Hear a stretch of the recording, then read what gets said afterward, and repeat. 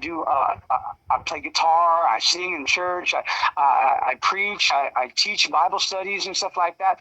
But I came with 7 dogs from the United States. The first litter that I bred with Lucky 2 in Miss Arizona.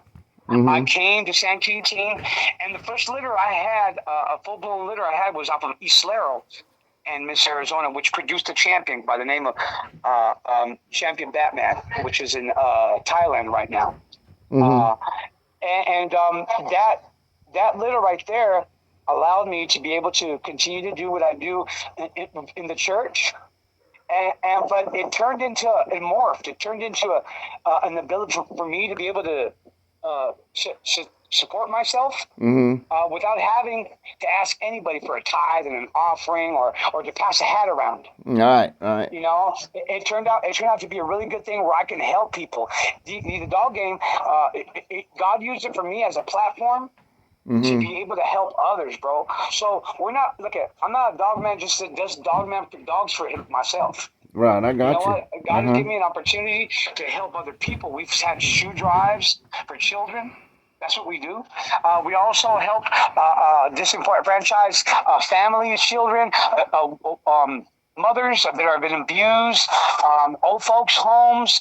We build churches for people that are in homes that can't afford it, you know. So that the connections we have in the dog game have helped us a lot to be able, because there's a lot of good people in the dog game. Yeah. But it seems to be they're drowned out.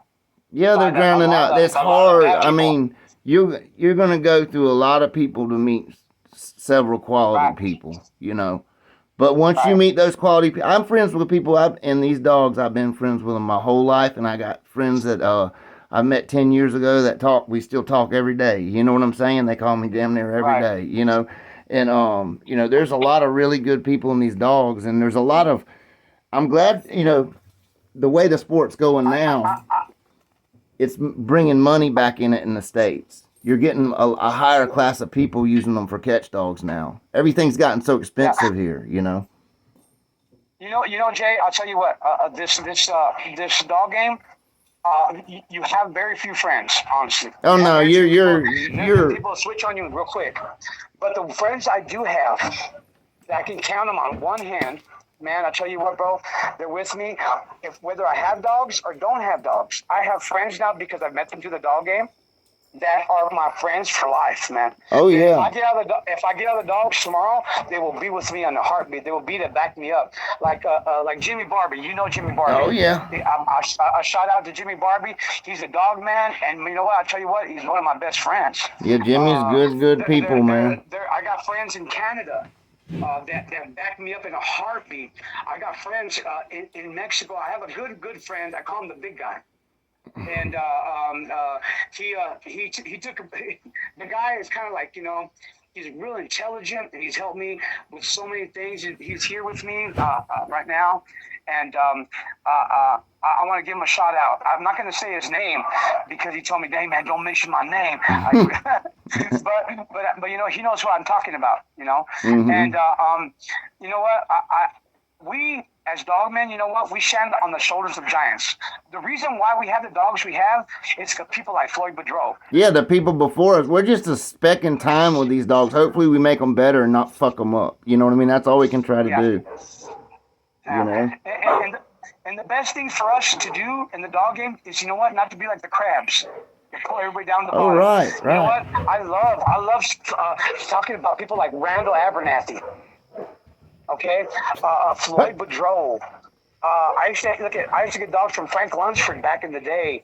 Ronnie Hyde, you know, rest in peace. He's not with us no more. A lot of Bert Sorrells, a lot of people, they're not with us no more. Yeah, most of my people that I got into the dogs and started me in the dog, they're all dead.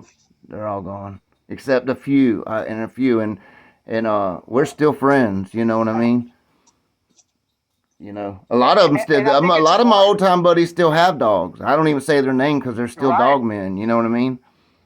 You know, but they're still great people. Some of the best people I ever met has been in these dogs, man. And some of the worst too. Some of the worst too. But that's part of the game, I guess. I mean, these dogs has they attract a different type of Good people person, and you know. exactly, they attract good people and bad people. Yeah, they attract them And, both, you know. and so what we have to do, you know, what we got to do, we gotta separate the wheat from the chaff. Yeah, you just gotta hang out and really the fuckheads is fucking it up, but you know, you just gotta separate it. Like you Yep, say, yep, certain yep. people should be blackballed. Like when you sell somebody a puppy and you know that motherfucker's a piece of shit and that dog ain't got half a chance of making it. You know, it don't hurt to say to somebody else that's selling dogs, hey man, you be careful with this dude. You know what I mean? Unless you just want to fucking Right. sacrifice your dog for some reason, you know, certain things like that. You know, some people, I did this channel to help, you know, educate people at first and then, you know, teach them how to keep their dogs healthy and where they're able to enjoy them, you know. But a lot of people, man, don't have a fucking clue. They don't have a clue about what a dog needs to survive and be healthy and do well in the first place. You know what I'm saying? And here they are. They'll go spend top money from some breeder's yard and take that dog home when it's 16, 15 degrees outside and throw him in a fucking igloo with an old shirt in it. You know? Just, I've seen some silly shit that it's the dogmen themselves have got to change that theory. You know, that way of thinking. That, quit being lazy, you know? Right. You know, Jay, the last minute or so that you were talking, it sounded like you were underwater. Yeah, I'm getting my. One thing. Yeah, I didn't hear a word that you said. Yeah, But it's you know not what? a big deal. I know that we meet eye to eye on a lot of things.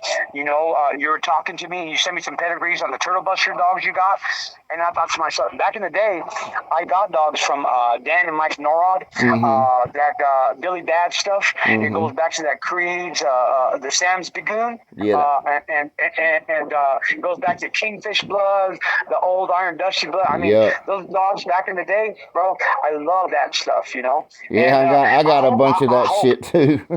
I hope one day to do some breedings between, and I love my Brendels. You know, Pepe El Toro is a Brendel, and I love to get some of that Brendel turtle buster blood under Pepe. And I'll tell you what, brother, there's going to be magic happening there. Well, if this I really little believe fucker that I got, that Jimmy gave me is any good, he'll go back in my brood program, and that's what I'd cross him to is my turtle buster shit. I'll just shoot Yeah. one down there to you or somehow or whatever. Oh, perfect, man. Yeah. Or you know what? Jimmy's got, he called him Fernando the Bull. Yeah, yeah. Pup I sent him. Yeah. Send a female to Jimmy, and I'm pretty sure Jimmy will give you a whole a belly full of those pups for you to raise. That's And what I anytime got. you I got want. one off of that dog Fernando, I think. Yep. Yeah. Off of the ham bitch. Yeah, To the ham he's bitch. got. Yeah, it's off the ham Yep. bitch. He's a nice Yep. little young dog, you know. But Yeah, he's a black and white one. I saw a picture of him, yeah. and I told Jimmy, I go, why didn't you send him to me? He goes, Triple J's got him. I go, no, let Triple J have him. Let Triple J. He's gonna go to work. Yeah, he'll be a good dog too. I'm pretty sure he will. You know what I mean? Yeah, he's getting a good upbringing. Gets So Jay, tell me, what are the dogs that you run right now? What are the dogs that are really working for you? Man, I'm doing good with that.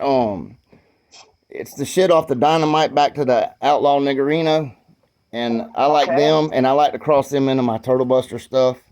I'm really liking it when I get it down to that Turtle Buster in the same family to about a quarter, and they're really starting to shine. That Turtle Buster stuff's just like you talked about that the Eli dog. You know what I mean? They were so inbred for so many years that you gotta outcross them. You know what I mean?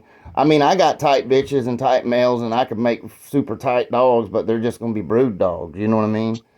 Right, and you got yours real tight. I got my brood shit tight, but I cross it all into that stuff. I like to cross it in any Chinaman type blood that's good Chinaman stuff, and like Eli type blood, you know, that type of stuff. And I'm trying it too with the like the Red Pirate and Hollingsworth Bull stuff. Right. I like that Red Pirate stuff. Yeah, I crossed it back in. Now them dogs act real good. They're still young and they're just starting to hunt now, but they acting good. They're acting good. They fucking hammers, you know. They're not sandbaggers. I worry about that shit because I got a couple dogs off that stuff that they sandbag. You know what I'm saying? And these don't do that. They're pretty intense. I like that about them. Right. But, right. Well, I'll tell you what, Jay. Whatever you need, I'm here to help you out, man. One hand washes the other all the time. Yes, sir. Whatever you need from here, just give me a holler, man. I'll be happy to send it to you. All right, That's brother, man. And give me a holler. I'll see how long this thing will have to go in a couple parts, and it's not going to be a real good visual video, but there's a lot of good content on, contacts on it. Right. What we'll do is we'll develop some more points of interest to talk about, and we'll use that as a springboard. Just keep talking. All right, whatever brother. you want to talk about. Y'all enjoy your dinner, man. Hey, thank you, and thank you again, and thank you for the people that tune in and listen to you. I think it's important, to always test what you got. Exactly. Not only test what you get from us. Mm-hmm. Don't believe everything that people tell you down the line. Oh, this dog is great and great. You know what? See it with your own eyes. And listen to the breeders. They need to listen to the breeders of the dogs that they're buying them from. Exactly. Don't listen to their friends telling them, oh, that 13, 14-month-old, 16, 17-month-old's ready. Let the dogs tell you what the fucking dog's ready to do. Exactly. Have some sense. Patient. Yeah, have some patience, man, because these are hybrid dogs that have been worked on for years and years, Like the Buster shit, I've been breeding it now 10 years, And it takes that to figure out a line. You know that, Exactly. And you got to wait on them. You got to wait on them. You got to fucking wait. But and if you're not patient, you're gonna ruin a whole bunch of dogs. You're damn right. You're gonna. Even if you don't, it don't hurt them mentally. You'll hurt them physically. If they're too young, they're just not tough enough. It's just like a bottle of wine. It doesn't ruin it. It makes it better as it ages, and you take time with it. Damn sure will. And we got to take our time with these dogs for them to work, man. That's right, bro. Back in I remember talking to Floyd for a while when he came to Mexico here. I had him for about 4 hours talking to him. And the thing that I got from Floyd is that those guys, they were patient. They waited for the dogs, even up to 3 years. Oh, yeah. And these guys, they can't even wait a year and a half. I know it. It's sickening almost, man. From what I hear, some of these older dogs in our pedigree, some of the great dogs of the past, didn't start to 3 and 4 years old. Right, and then they expect their offspring that's inbred on that shit to start at fucking 13, 14, 15, 17 months. You know what I mean? Exactly. Right. It's like, dang, what do you want? Yeah. But anyway, brother, I'll let you get, and we'll see what this does, man. For your time. All right, you take care, man. Brother. All right. Nice talking to you. Bye. All right, folks, that was the infamous Lucky Lopez. He's a pretty good guy, man. He's a dog man. A lot of shit's been shoveled at him. Anytime you start doing good in these dogs or you make something special, there's going to be hate. I mean, that's just all there is to it. There ain't no other way to describe it, guys. They'll say whatever they can to fucking ruin any chance that you have to be great, any greatness you'll ever put out if they get a toehold in. So you just got to squash the shit and straighten it out as fast as you can and tell them to fuck off. So anyway, folks, I hope y'all enjoyed the video and y'all stay safe and y'all keep on bulldogging.